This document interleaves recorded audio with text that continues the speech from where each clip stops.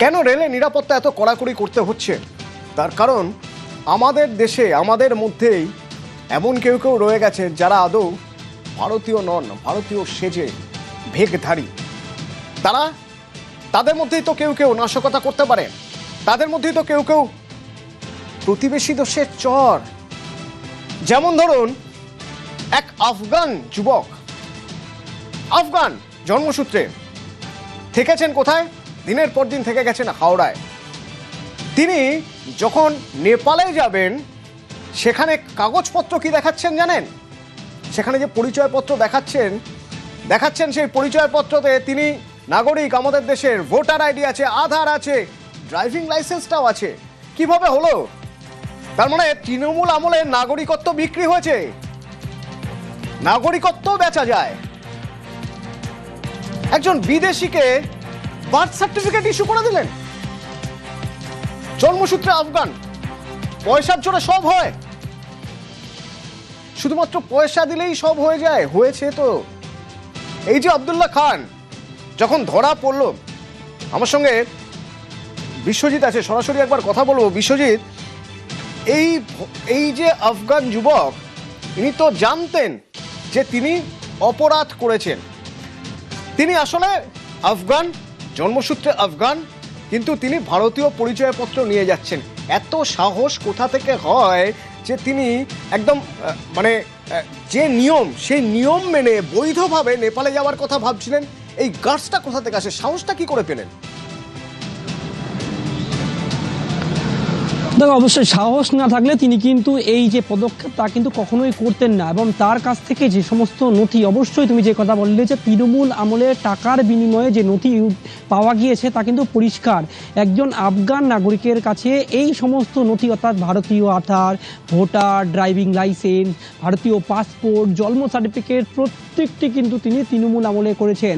এবং 2021 সালে তার জন্ম সার্টিফিকেট, 2018 সালে ভোটার কার্ড, আধার কার্ড সমস্ত কিন্তু তৃণমূল আমলে হয়েছে।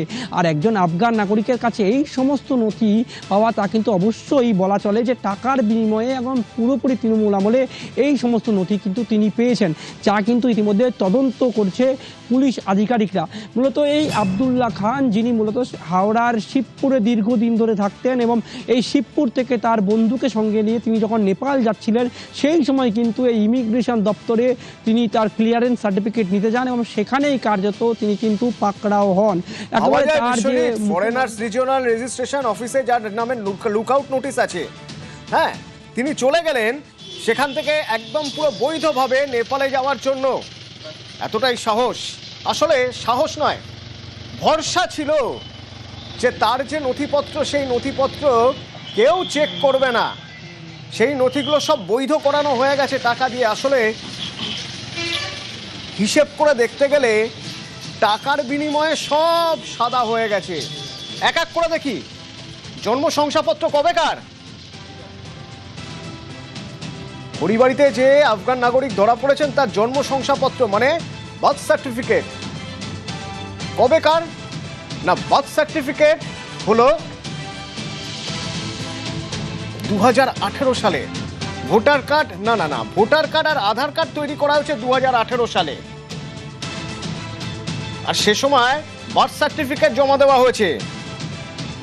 অদ্ভুত ব্যাপার, একজনের ভোটার আর আধার কার্ড তৈরি হচ্ছে 2018 সালে, আর তার জন্ম সার্টিফিকেট বা বার্থ সার্টিফিকেট ইস্যু হচ্ছে কবে না 2021 ডিসেম্বরে কলকাতা পুরসভা থেকে। ভাবা যায়? হাওড়ায় থাকতেন। হাওড়ার কোথায়? না, শিবপুরে, শিলবস্তিতে। তো হাওড়ায় সেই শিবপুরের শিলবস্তিতেও আমরা খবর নিলাম, সে খবরও দেখাবো। তবে তার আগে দার্জিলিং এর পুলিশ সুপার কি বলছেন একবার শোনাবো। डॉक्यूमेंट्स में हमें तफावत मिल रहा था, तो इसलिए हमने इसको डिटेन किया हुआ है। वो डाउटफुल है, इसलिए तो उसको किया हुआ है, डिटेन किया हुआ है, और उसके अगेंस्ट जो भी केस किया है अब हम इन्वेस्टिगेशन करेंगे, उसके बाद पता चलेगा। FRR उसने लुकआउट देखा, उसी बेसिस पे उसको हमने यूज किया हुआ है। अभी नेक्स्ट इन्वेस्टिगेशन में क्या आता है वो देखते हैं। হাওড়ার শিবপুরের শিলপাড়ার কথা বলছিলাম, যেখানে আব্দুল্লাহ খান থাকতেন। একা থাকতেন, কি করতেন? শিলপাড়া থেকে আমার সঙ্গে সরাসরি দেবাশিস আছে। দেবাশিস, কি জানতে পারছি আব্দুল্লাহ খান সম্পর্কে? দেখো, আব্দুল্লাহ খান যে একা থাকতো তা নয়। শিবপুর শিলবস্তি 8 নম্বর শিলবস্তি, এখানে একটি আবাসনের একতলার একটি ফ্ল্যাট কিন্তু ভাড়া নিয়েছিল। কে নিয়েছিল? এই আব্দুল্লাহর বাবা ফজল খান, যে দীর্ঘদিন আগে আফগানিস্তান থেকে এসেছিলেন। তার পরবর্তীকালে ছেলে আসার পর সে চলে যায়। আর এই আব্দুল্লাহর সঙ্গে থাকতো আরো একজন নিয়ামত, যাকে সকাল থেকে আর কিন্তু দেখা যায়নি। এই ঘটনা প্রকাশ্যে আসার পর কি তাহলে নিয়ামত গা ঢাকা দিলেন? প্রশ্নটা সেখানেই উঠছে। ইতিমধ্যেই শিবপুর থানা বা হাওড়া সিটি পুলিশের তরফ থেকেও কিন্তু পাশাপাশি একেবারে সমান্তরাল ভাবে তদন্ত শুরু করা হচ্ছে। যে এই আব্দুল খান মূলত কাপড় ব্যবসায়ী হিসেবে এটা থাকতেন। মেটিয়াবুরুজ সহ হাওড়া কলকাতার বিভিন্ন যে ব্যবসায়ী হাট রয়েছে, সেই হাটে কাপড় ব্যবসা করতেন এবং ঋণ দিতেন, অর্থাৎ লোন দিতেন, টাকা ধার দিতেন, সেই টাকা নিতেন। তারপরে কিন্তু বেশ কিছুদিন ধরেই কিন্তু এই আব্দুল্লাহকে এলাকায় দেখা যাচ্ছে না। স্থানীয় বাসিন্দাদের দাবি, আব্দুল্লাহ খান প্রায়শই সকাল থেকে বিকাল একাধিকবার বাইক নিয়ে শিলবস্তিতে আসতেন, যেতেন, ভাড়া থাকতেন। এমনকি একজন রাঁধুনি পর্যন্ত রাখা হয়েছিল আব্দুল্লাহ এবং নিয়ামতের জন্য, যিনি রান্না করতেন। তিনি দীর্ঘদিন ধরে ছুটিতে ছিলেন বাড়ি থেকে। আজকে সকালে এসে আব্দুল্লাহকে আর দেখতে পায়নি, তবে নিয়ামতের সঙ্গে তার দেখা হয়েছে বলে তিনি দাবি করেছেন। তবে আব্দুল্লাহ কিন্তু অনেকদিন আগে থেকেই গা ঢাকা দিয়েছে। এই যে লুকআউট নোটিশ তার বিরুদ্ধে জারি হয়েছিল, সেই খবর কিন্তু তার কাছে চলে আসে এবং কার্যত সে চেয়েছিল কলকাতা বা ভারতবর্ষ থেকে নেপালে পাড়ি দিতে।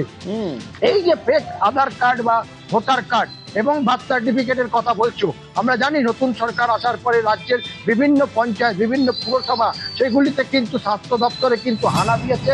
হাওড়া পুরসভাতেও কিন্তু একাধিক বেআইনি ভাবে বার্থ সার্টিফিকেট তৈরি হয়েছে, কলকাতা পুরসভাতেও তৈরি হয়েছে, যার প্রমাণ কিন্তু এই আব্দুল্লাহ গ্রেপ্তার হওয়ার পর বোঝা যাচ্ছে। আব্দুল্লাহ একা নয়, এর আগে এসআইআর এর সময় হাওড়া শিবপুর থেকে আরো এক কাপড় ব্যবসায়ী আফগানি, যার বিরুদ্ধেও কিন্তু লুকআউট নোটিশ ছিল। অর্থাৎ লুকআউট নোটিশ কখন তৈরি হচ্ছে? যখন এই আব্দুল্লাহ ভিসা নিয়ে এখানে এসছে, তারপর সে আর রিটার্ন ব্যাক করেনি তার দেশে, তখনই থেকেই কিন্তু এই অভিবাসন দপ্তর তার বিরুদ্ধে খোঁজ খবর এবং তার বিরুদ্ধে লুকআউট নোটিশ জারি করে। এবং সেই লুকআউট নোটিশের কথা আব্দুল্লাহ জানতে পেরে নেপালে পালাতে যায় এবং তারপরেই পুলিশের হাতে ধরা পড়ে। আব্দুল্লাহ এই যা যা হয়েছে দেবাশিস, তার ফল ভোগ করতে হচ্ছে। এবং শুধু তাই নয়, নাগরিকত্ব একটা অধিকার, যে অধিকারের কথা আমরা বলি, আমরা এদেশের নাগরিক, সেই নাগরিকত্বের অধিকারও পয়সা দিয়ে